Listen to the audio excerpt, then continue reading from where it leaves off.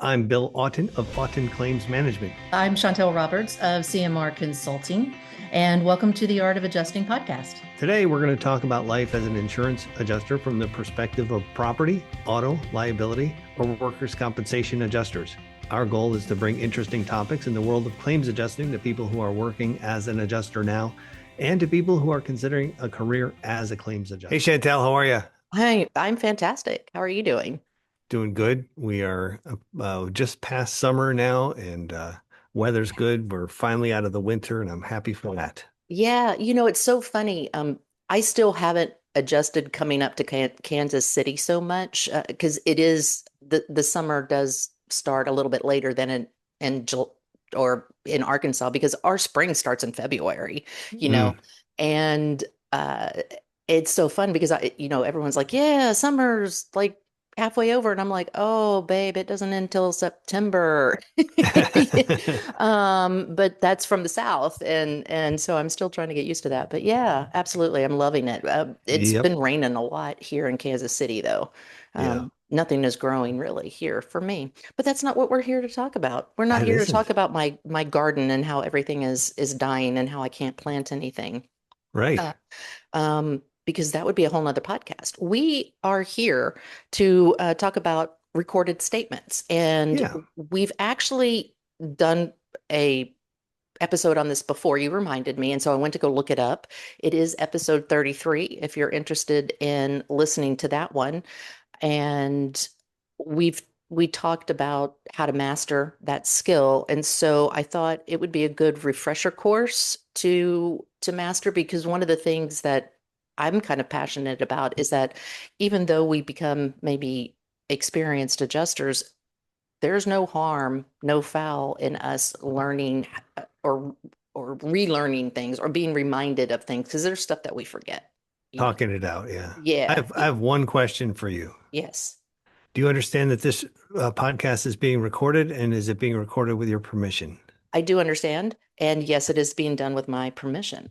So That's how we perfect. open up our recorded statements. Absolutely. Yes. And so we're going to talk about that. And before we do that, be sure to like, subscribe, share, comment. We did have a comment the other day. I think it was a troll, but that's okay.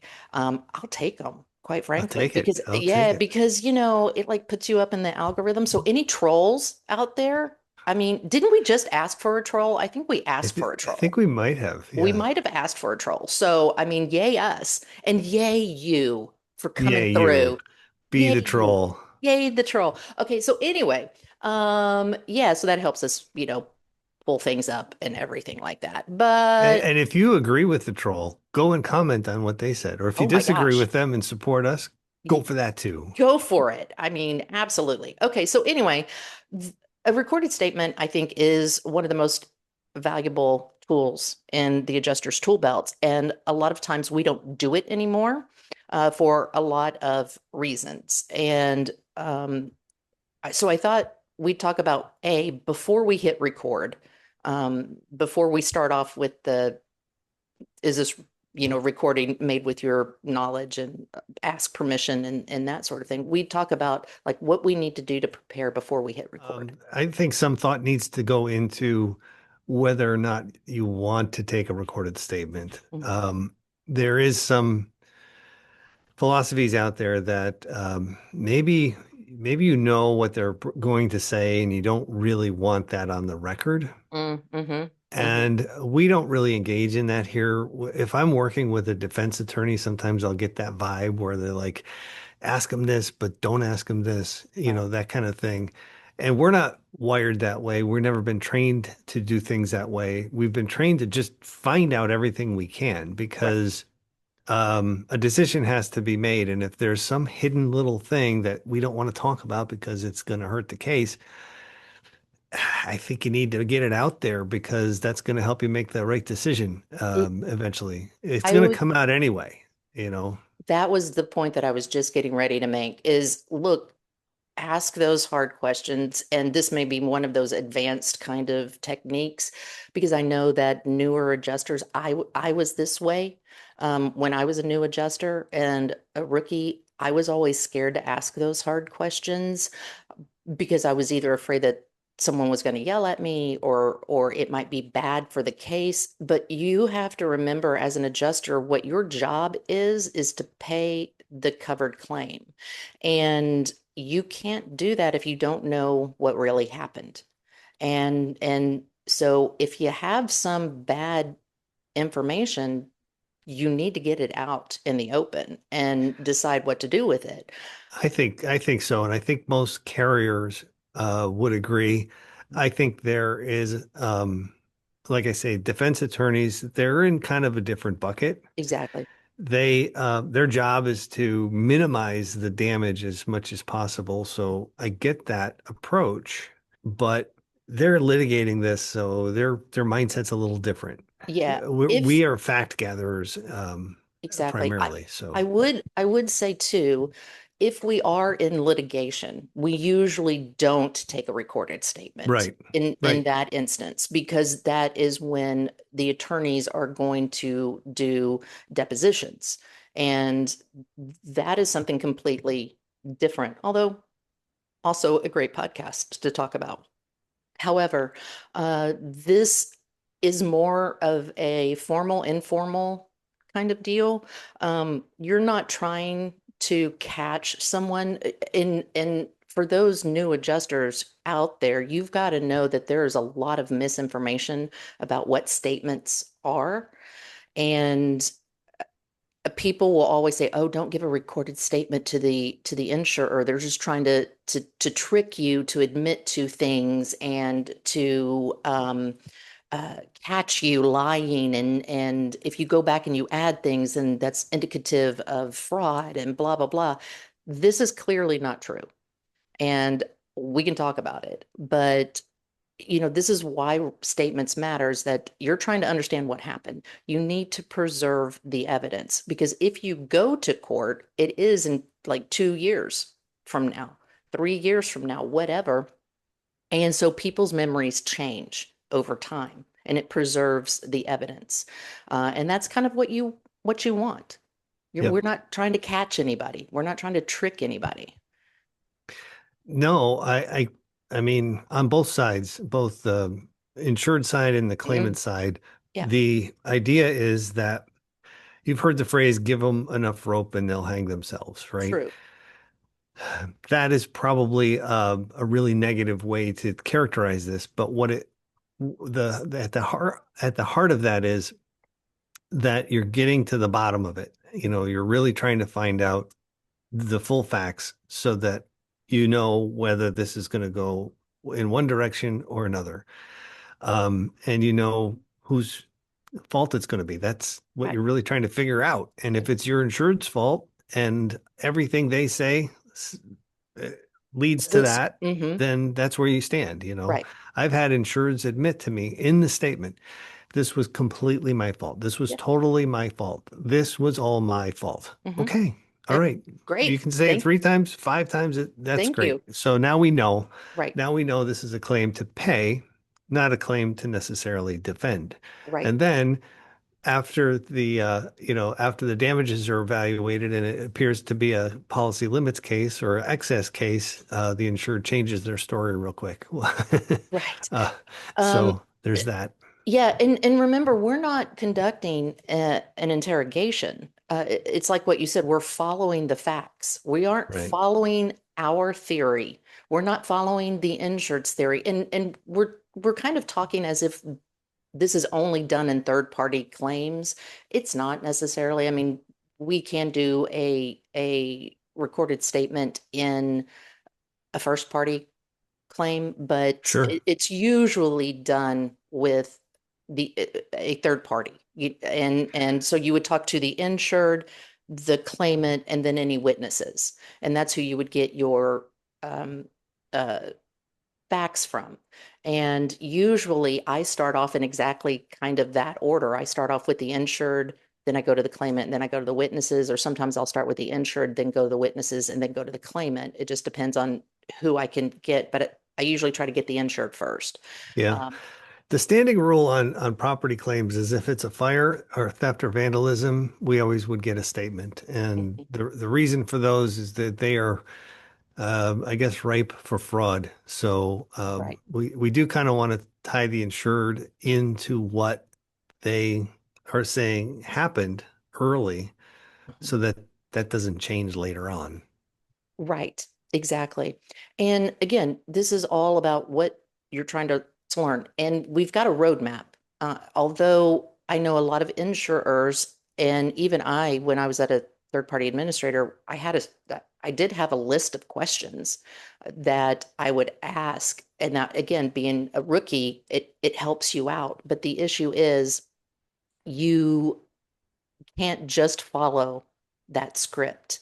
You've got to be listening and hear what the people are saying. And then sometimes you go off in, left field or You whatever. probably should. Yes, you absolutely should if they ask you something weird.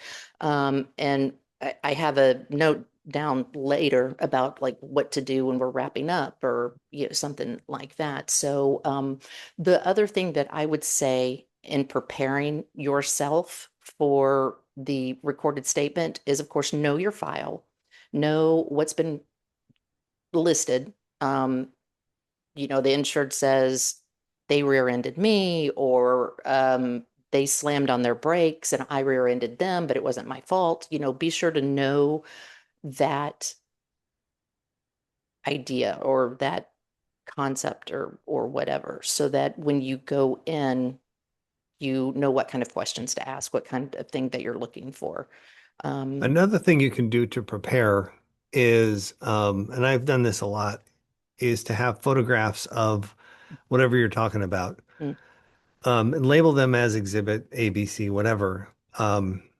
And in the statement, discuss what that depicts and slide it across the table to the person that you're talking to and give them a red pen so that they can make an X where something happened, mhm. or they can describe the distance, and then they can sign that and date it, and that becomes then part of the claim evidence in the claim file.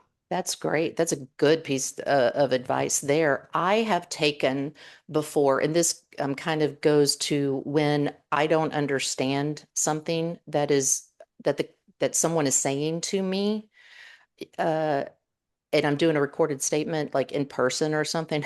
I've taken, and this happened to be when I was out in the field. I was doing semi-tractor trailer rig accidents with cars and things like that, and I didn't understand how the claimant was describing the accident. I took out my little toy truck and my little toy car and I would position them like the claimant was saying and try to match the damages and be like, okay, so help me through this, walk me through this because I'm not understanding this. And you shouldn't be afraid to say those sorts of things, like just to kind of stop it and go, okay, hold on, I'm not quite grasping what you're saying. Let's like write this out or use toys. Right, right. To One of sometimes my get it. favorite sayings from my wife is, let me test my understanding here, and then repeat back what you think they are saying so that they can correct you or validate, what your perspective is. I love that saying. Can you say it again? Yeah, allow me to test my understanding of what you just said. I love that. That is very, very good. I was going to suggest adjusters say something similar, which is just okay. I'm typing in that you said blah blah blah blah blah. Is that correct? And they can say yes or no. Um, let's talk about preparing a person for giving the statement, whether it's the claimant or the insured. I usually explain why we're doing the recording. And by the way, just FYI, I never say recorded interview because I have always been told that people are nervous with interviews. You go on job interviews, you don't know, the police interview you or whatever. And so interview kind of has this nervousness, but if you're just taking a statement or something to that effect, it might help calm people down. So Yeah, the word statement kind of sounds like a punch in the nose too. it does. If you want to soften it even more, and I've not done this, but you could say, we're going to have a recorded conversation about what happened. I don't think there's anything wrong with saying we're going to have a recorded conversation, or I'm going to record the conversation that we're going to have. I'm going to ask you Yeah. a lot of questions. And before, again, I hit record, and this is just me, is I explain why we're doing the recording, and I point blank say, okay, I'm going to start off with a couple of name, rank, and serial number questions. And even if I'm in person, out, not, over the phone or whatever, I'm going to ask you some name, rank, and serial number questions. This just proves to me that you are who you say you are. I'm going to ask you for your driver's license number, your social security number. I know that some people aren't comfortable doing this. We've talked about that. Social security number with our CMS uh, podcast. If you want to give me the last five, that's fine. And if you need to go get those information, go ahead. One of the things that I always ask for, and I started asking for it when I was working as a third party administrator, is I ask for an alternate contact. I ask for like someone who can get in contact with you if you were to move and change numbers and change addresses, and I need to get in touch with you. Is this going to, someone's not going to move with you, like a mother, a brother, an aunt, an uncle, a best friend, something like that, who's going to be able to get you information? Because again, remember, we may need this witness or something 5 years from now. Right. And we never know what's going to happen. And people insist, oh, I'm never going to change my number, blah, blah, blah. You say that, but then, I got to go do like, I don't know, a credit check or something, try to find you or whatever. Anyway, it just helps. So Exactly. And preparing yourself is one thing, but also you may want to prepare the environment that you're going to do this in. absolutely. You want it quiet, uh, no distractions. You don't want the kids coming in asking mommy for, a glass of milk or something. Hmm. Um, Hmm. so those, yeah, you have to kind of control those scenarios. One of the things that annoys me the most and has been the hardest to prevent is when the spouse is in the background and you don't know, and they decide to chime in. Hmm. Usually Yeah, that happens over the phone because you don't realize someone else is in the room. right. And then before you know it, there's a whole conversation with three or four people going on, and you're like, okay, everybody's got to just be quiet. I'm Yeah, having a yeah. conversation with one person here.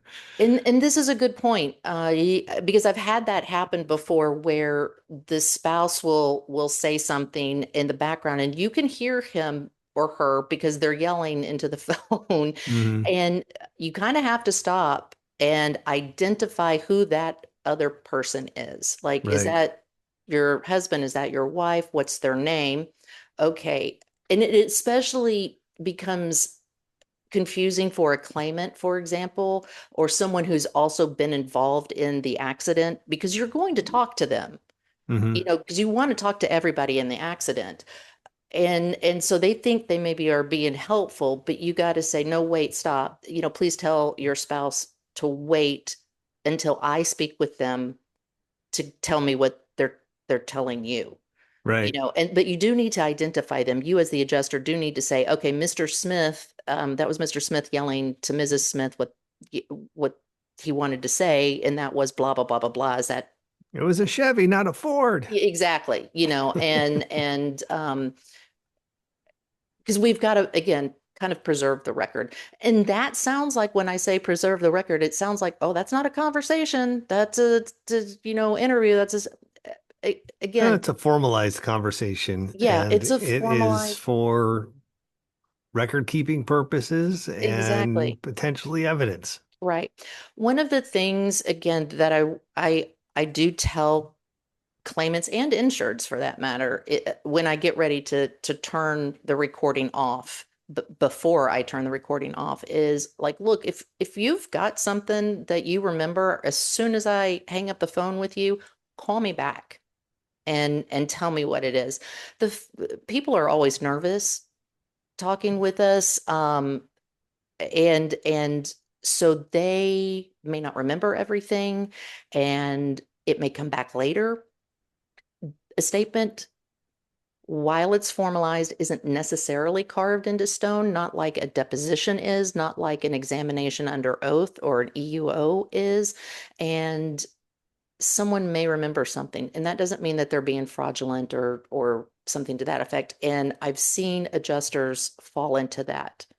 Now, sometimes it is, don't get me wrong. I mean, there's always the exclusion or the exception to the rule, but I'm just letting you know that sometimes people remember, oh yeah, I did blah blah blah, you know.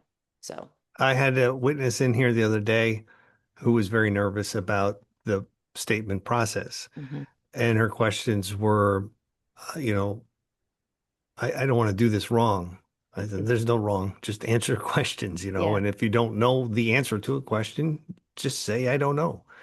And And that, it took a little bit to build rapport there to where she was like, oh, okay, this is going to be a lot easier than she probably had thought. yes. So, And rapport is a very important word because I actually had in an expert witness, uh, I guess it was a rebuttal to my case, where the opposing expert witness had said that adjusters are trained to build rapport and lure people into divulging information. And I want to talk about that real quick, just real sure. quick. We do have to build rapport with people because, again, like you said, they're nervous that they don't want to tell us wrong, and they are afraid that what they say, quote, on the record, end quote, is going to end up damaging their claim or whatever.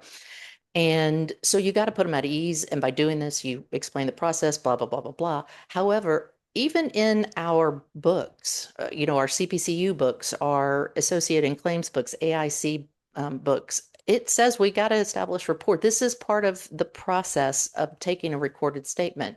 Identify ourselves, explaining the process, removing the mystery. You know, I usually, if I'm in an office area, and I've taken over someone's office, I will usually let the claimant, the person that I, or the person that I'm recording, sit in the boss's chair so that it doesn't look like I'm really coming at them. I'm trying to give them a sense of power over this. And I point blank tell them, just like you did, you can say you don't know. Do not make up an answer for me, Right. and giving these people these tools are very important. It's, building rapport is just a human thing to do Mm, too. It's not trickery and it's not, some kind of subterfuge. It's just like making someone comfortable in the environment so they're not, like who wants a nervous person next, to exactly. in front of them that they have to talk to? Nobody. Nobody. So, yeah, just be like a person and have a conversation. And I think that's also a really important part. And then we get into where um, we may be in person and maybe there's an attorney present, like the claimant has an attorney, and the attorney has already said, I'm not going to let you ask these sorts of questions, and you may be wondering, if you're new, who do I address the questions to? You address them to the claimant, to the person who has been in the accident, not to the attorney. Yeah, I would introduce the attorney in the Yes. beginning and say also present is attorney XYZ, whatever. But yeah, I've had statements start out where every question you ask, and the claimant does one of these over to his attorney to double check if they can answer, and the attorney's look, just answer the questions. If he asks something that I don't want you to answer, I'll let you know. Exactly. Rarely ever happens. Very, very rarely. Yeah. It usually is about with we have when we have the attorneys present, it is usually about the bodily injury. They don't want the people talking about bodily injury. And again, that's fine. Here are some statements that you can let, again, both the claimant and the attorney know. Might as well keep everybody on the same page, which is Hmm. when, well, first you said introduce the attorney. I make sure that I get the attorney also allowing, acknowledging that I'm recording the conversation and allowing that recording to happen. So, Mary Smith, do you realize that I'm recording this conversation? Yes. Do I have your permission to do so? Yes. Also present is attorney John Doe. He represents Mary Smith. Attorney Doe, do you realize that I'm recording this conversation? Yes. Do I have your permission? Yes. Okay, great. And then you go, and if I say, okay, Mary, can you tell me what your injuries are? And the attorney goes, no, she can't. Then while we're still recording, I will say, that's fine. I don't have a problem with that, but I got to let you know that if you don't tell me while I'm trying to preserve all of this evidence, I'm going to have to make the decision based on the information that's in my file. And that's all you got to say. Yeah. Because attorneys understand that. And the claimant, Mary, may not understand it immediately, but the attorney can explain that to them. Anyway, the point being is that you've addressed those issues. You keep the tone professional. If the attorney wants to turn this into some kind of deposition and contest everything, you do have the right to get up and leave. And you know, If you're not getting the information you need, there's no reason to really keep going. yeah, But I don't think I've had that happen I very often. I haven't. I may have had it happen on the first party side where there was some sketchy stuff going on Mm, and they just didn't want to. And by the way, to all the attorneys listening, I would say about 50% of our cases, the attorney will allow a statement. It might be oh yeah, less than 50. oh yeah, yeah. And the rest will say, no, never, we never allow that. Mhm. Nobody ever allows that. And that's not true. When the attorney starts with, we never allow statements, or we're not going to allow you to take a statement, in my mind, I instantly think, well, you must not have a very good case then, because if It's your a red case was flag. very good, your client will tell me everything that I need to know to make a decision to pay the claim. Hmm. So that's my philosophy. I don't know what they all talk about on the plaintiff side when they get together, Right. but if they're conspiring to avoid these statements for some tactical reason, I want to let you know that it puts a different, kind of thought in our head than you might be thinking. Right. So, Yeah, it is kind of a red flag for an adjuster because we start wondering, well, why wouldn't you want to give us information? I mean, and the other aspect would be that I have heard attorneys say, I will let you talk to my claimant if I can talk to your insured. ooh, And that's an interesting counter, and I've not and had that.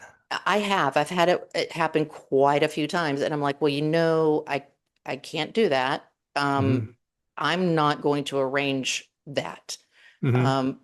And because the insured is not attorney represented, I mean, I suppose the attorney could reach out to the insured and talk to them. But again, my job is to investigate the claim. I don't care who's right. And it could be a he said, she said case. Hmm. All right. Again, then you need to prove up your case, Mr. or Mrs. Attorney. But I have had those come up. I will not let you talk to my client until I talk to your insured. And again, the same answer is that's fine, no problem. But recognize that I'm going to make my liability decision based off of what's in my file. And if I only have statements from the insured, documentation that supports their point of view, such as damage or the police report or whatever, then that's what I'm going to make my decision based off of. Hmm. And we can go from there. Uh, I think So people, there's a couple thoughts that come to mind though when the idea of that tit for tat kind of mm, proposal comes up. The dynamics are different on both sides. One person is defending themselves against allegations. What mhm, we're doing is trying to find out what the allegations are yeah, in as great a detail as we can. And I think the burden of proof is more on the claimant it than is. the defendant. It is. So I'd be inclined to argue that I don't think we're going to allow that because we're on the defense here. You're trying to say that this is an injury or situation of significant value, and we want to hear that first. I agree. I totally agree. I don't know why they say that. Again, it might be a plaintiff bar kind of issue, but Again, I I've not had it come up, I and have. Mhm. I will know if any of the attorneys we work with listen to this podcast if it happens in the next month or so. This is true. But anyway, let's start off with our recording. So, we've already introduced ourselves, asked if we have permission to record it. They've said yes. I then generally let the claimant go. Please tell me in your own words what happened. Start as broad as I can, and I don't interrupt. And I don't try to jump ahead or anything. I just let them talk. And by the way, guys, we haven't mentioned this. I tend to take the notes as the recording is going.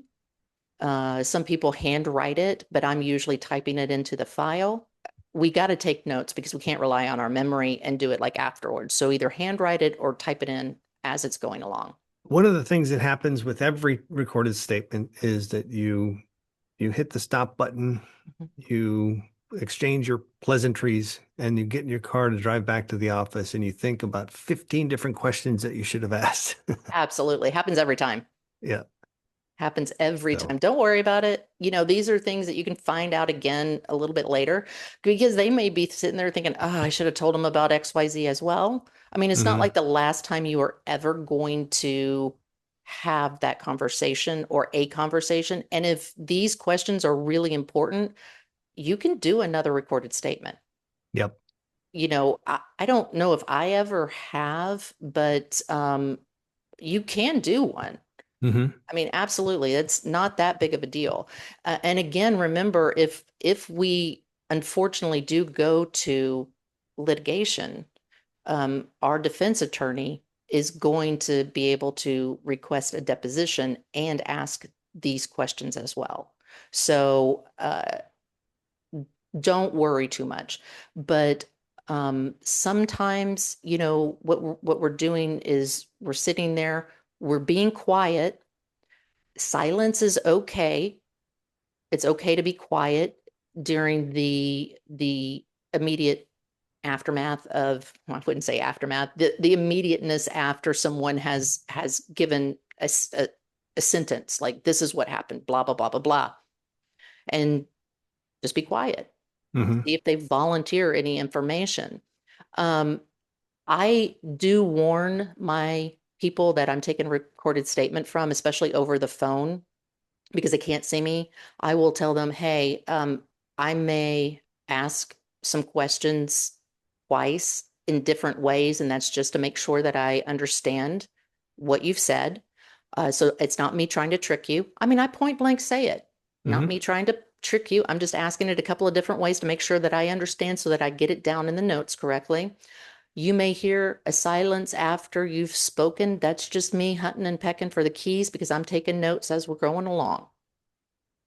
Yep. And again, it sets these expectations that, okay, there is some silence, and maybe I'm not hunting and pecking for the keys. Maybe I'm just waiting to see if they're going to volunteer something. But these are words and phrases that you can use that help ease some of the transition, ease some of the fear, and build rapport with the person that you're taking the recorded statement from. And when you get into more serious accident claims involving serious consequences, um, you might want to have a box of tissue handy for the person that you're interviewing because it can be traumatic to relive some of those experiences. Mhm. While we should never say I'm sorry for the accident or what have you, because a lot of times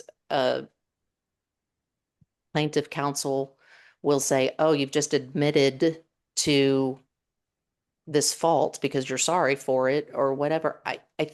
I don't believe that. I think that we Hmm. can be human Hmm. and say, I'm sorry that you're going through this. This is terrible. Especially, and I've had to take these recorded statements, they are horrible when someone's spouse has died in the car accident and they survived.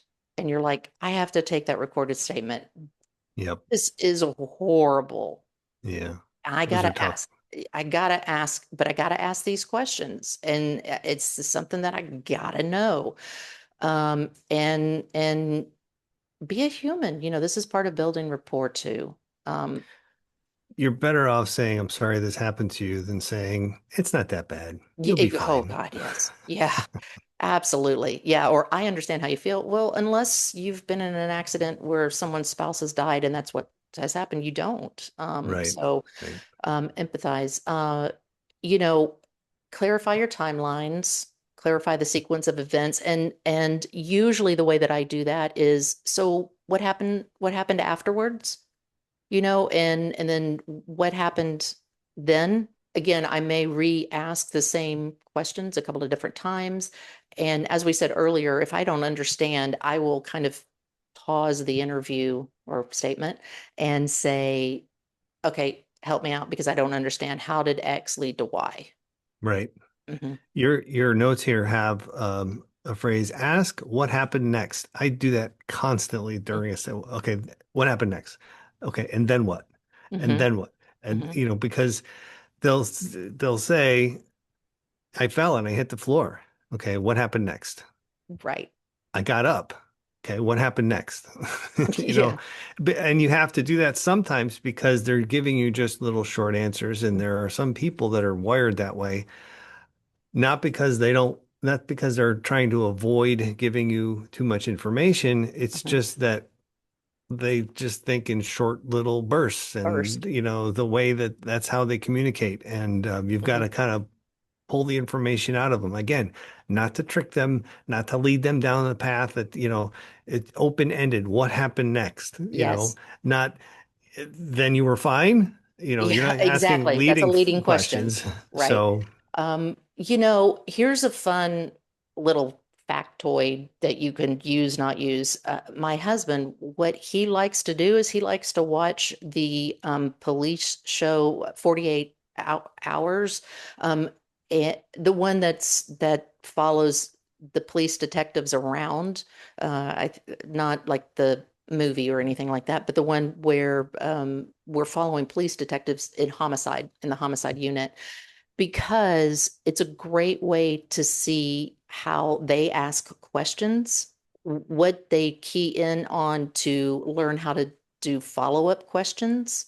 right. So he said, if I ever run a team again, I would ask that all of my adjusters actually watch this show because it's really good. And you could even start, once you start watching it, you can even start identifying when the police ask leading questions. Like, Hmm. so you were fine then, and then you got Yeah. up and you walked off, or then you put the gun down, or whatever. Hmm. But yeah, that you got to ask your open-ended questions. You don't assume that you already know the answer. Yeah, And that'll get you in trouble. yeah, I because mean, we, when I say it'll get you in trouble, what it will do is it's going to blind you mm, to other things that may have been going on that you won't be thinking about, which you should be. mhm, Because um, if your goal is to just defend the insured and just say, look, our insured is totally in, they didn't do anything. I know they didn't do anything, but they did. yeah, But you're not asking about that. You're trying to steer the conversation to right. help the case. You're going to get you're going to get a muddied picture of what actually happened. Hmm. And when it does eventually come out in depositions, Right. a claim that you thought was worth $25,000 is now worth $750,000, and you're going to look like a dum-dum. Yes, exactly. Yeah, yeah. Because remember, again, we're supposed to be unbiased. I know a lot of people don't think that. I was just talking to my students about this. The claims adjuster, we're supposed to be unbiased. We only work off of what the policy is, and the policy tells us how much to pay, when to pay, da da da da da. Now we could disagree with how much to pay, but no, that's all we're supposed to be doing. So every claim is a fresh investigation, even though all you do is liability auto, let's say, and it's a rear end accident. Don't just assume that it's a low end accident or rear end accident, so I don't need to talk to the insured or whatever, or it's fraudulent if it's rear end or something like that. You got to go in with fresh eyes every single time, and you got to slow down to hear something new. Yeah. If anything is new, whatever. And I'm sure there's going to be people that might listen to this and think that we're being dishonest or disingenuous here about the approach that we have to take as adjusters to Mm, not be biased. right. Because I think there's this theory that all the insurance companies are evil and they train all their people to be Yes. evil, and it's just evil, evil, deny, defend, whatever. Right. Right. Right. Um, and in my experience, that's not the case. I Mm-mm. mean, we don't want to pay claims that shouldn't be paid. Correct. So there's that, and there's nothing wrong with that, because not every claim should be paid. Exactly. Um, but on the flip side, if it's a legitimate claim that needs to be paid, we need to get there. We need the claimant to help us get there and help us figure out what actually happened. And you said something earlier, and I believe that it's really important, is that when we're talking about liability aspects of claims, it is the third party, it's the claimant's job to prove their damages. And it's not only because we're defending the insured, but you know, we're supposed to indemnify and protect the insured in case that they were legally liable. It's just the same as if it were in court. If we all went to court, the claimant still has to prove their damages. They would be the plaintiff at that time.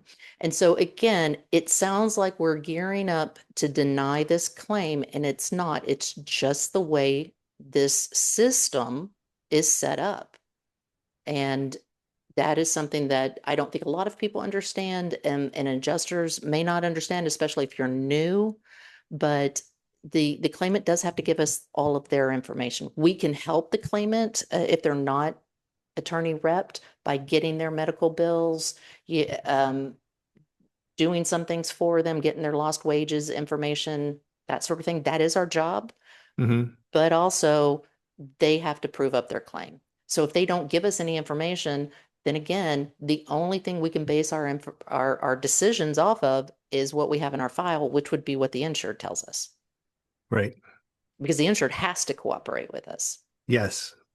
Yes, they have to in theory, but do they always tell the truth? No, I they don't don't. know.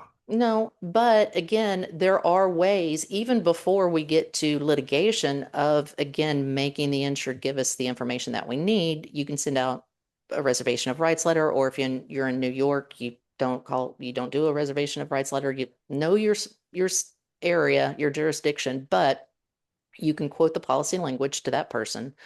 And if push comes to shove where you really need the information, you can demand an examination under oath from the insured, which actually an adjuster could do. I never recommend it. I always recommend that an attorney does the examination under oath. It's not a deposition. It's kind of like a step down from a deposition, but it is recorded by a court reporter. So, I mean, Right. it's very formal, and it is a duty by the insured. And if the insured does not live up to that duty, then you can start looking into, we're gonna like void the policy, which is way a whole nother podcast, or Yeah, deny the yeah. claim outright because he's not cooperating with us or whatever. Again, whole nother podcast. Hardly ever happens. But So anyway, EUOs are interesting though, because there's a requirement to give one to the insurance company when they request it under the first party property side, but there is no similar obligation under the liability side. really, I did not know that. And I've just always demanded it. yeah, Oh, how about that? You learn something new every day. yeah. Well, and it depends on the forms. I mean, Oh, I guess that's true. the forms that we have been working with here lately do not have it's not a condition of coverage to give an EUO on a third party claim.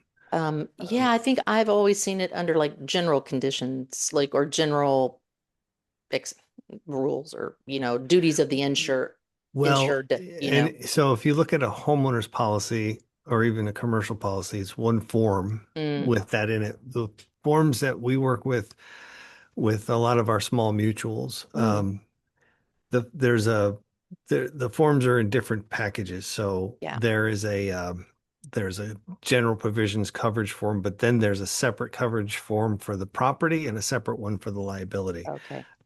So Okay. Okay. little different. So read your forms, people.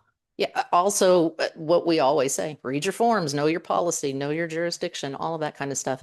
Right. Um, Wrapping up, I think one of the most important lessons that I've ever learned is to close out, or before I close out, the statement is again asking a very open-ended question. Is there anything I didn't ask you that you think is important? And you would be amazed. So, I've gotten some good nuggets, like, and sometimes point blank, the claimant will go, "Yes, I think your insured is at fault because of XYZ." And I'm like, "That's a pretty good thing. Let's discuss it." And then we discuss it, and because I thought I was finished, but I'm obviously not. And then we go back to wrapping it up again. Okay, anything else that you think is important that you want to clarify or you want to tell me about? And again, they can think about it after I hang up with them. That's fine.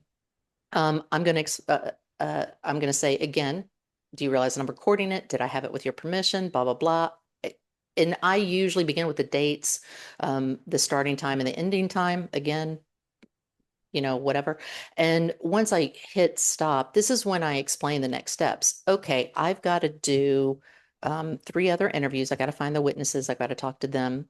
Then I've got to wait for the appraiser to get the estimates back to me, and then I'll make a decision. We're probably looking at 2 or 3 weeks. It just depends on how soon I can get in touch with everybody, when the adjuster gets me the information, blah, blah, blah, blah, blah. I thank them for their time. And the point is that again, we've talked about it so many times, Bill, is we're setting that expectation. Right.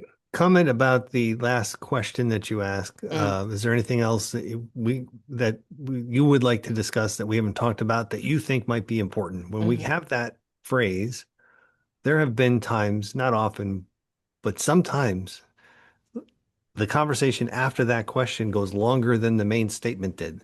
I've had that happen too, because what the claimant feels is important may not be what you think is important. Right. And I've gotten, like I said, I've gotten some nuggets from that. And when I say nuggets, it doesn't mean that I was able to deny the claim. It meant uh I found liability Hmm. for that, you know. In Um, most cases, when that happens, though, what I found is that it is more of a listening session, mm, more of someone who has experienced something bad and they want someone to listen to them mm, describe what kind of misery they're going through and all the problems that they've had, and they just want to unload. mm, And that's fine too. yes, yes. But it's also interesting because sometimes when this happens, when they're talking about what kind of misery that they're having, while we ask them, what doctor are you seeing? Are you going to physical therapy? Are you missing work? Or, how has this affected your normal daily living? Can you take a shower or whatever? Um, we don't understand how painful or whatever that is. And so when you say, is there anything else that you feel is important that you want to let me know about? That gives them permission Hmm. to It's a genuine question. it is a very legitimate question. And I recommend everybody to use it. And that's why I'm mentioning it here. Hmm. Uh, And even if it is just a listening session like I've described, that doesn't minimize the value of that information. mm-mm. So I still write all of that information down in my claim notes. yeah. Claimant started to say that she couldn't dress herself and blah blah blah blah blah, and she was worried about this, and da da da da da, these sorts of things. So again, the recorded statement isn't about proving anybody wrong. We're not out here to catch someone or say gotcha. We're not leading questions, none of that. You ask open-ended questions. You say, what's next? What's next? What's next? What's next? Kind of Well, what our happened next? our next episode will be on Thursday, July 16th. Kind of like that. Yes. Yes. Yeah.